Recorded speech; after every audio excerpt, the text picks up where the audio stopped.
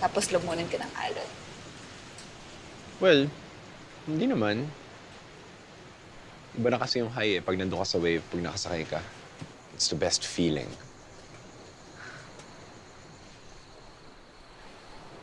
Jake, pwede ba tayong pumunta sa vegan ni na Jane since nandito naman tayo sa North?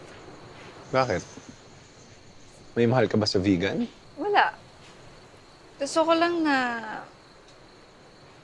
matagal yung biyahe.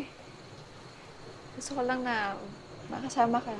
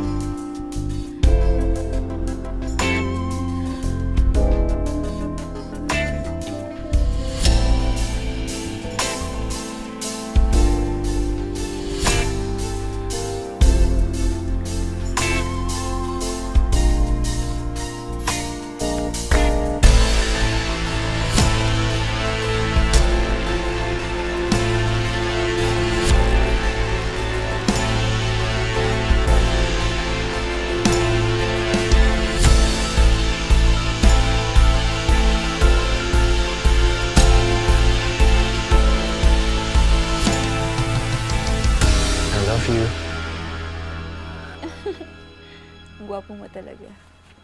Yun yung sagot mo sa I love you ko. Ako cornyhan kasi ako sa I love you. Kaya yun yung love code ko sa'yo.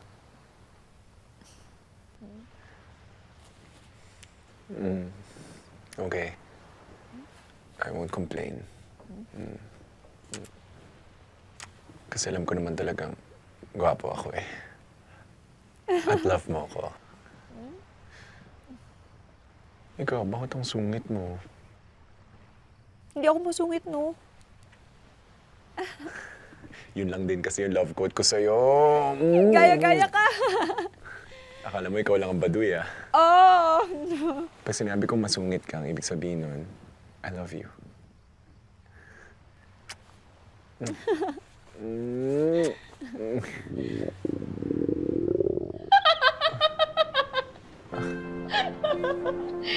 Ikaw ba yun?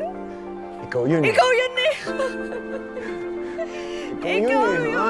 Gutom ka na eh, ha? Ang dami nga natin nakain nun eh.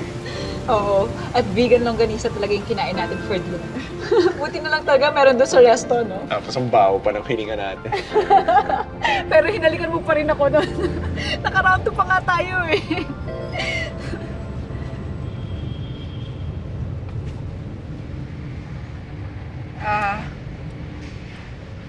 Kamusta na pala si Jane yung motor mo? Binibenta ko na kay Gino. Hindi mo na inalam kung sino bumili? Di na. Sabi naman ni Gino, alagaan niya yun eh. So okay na yun.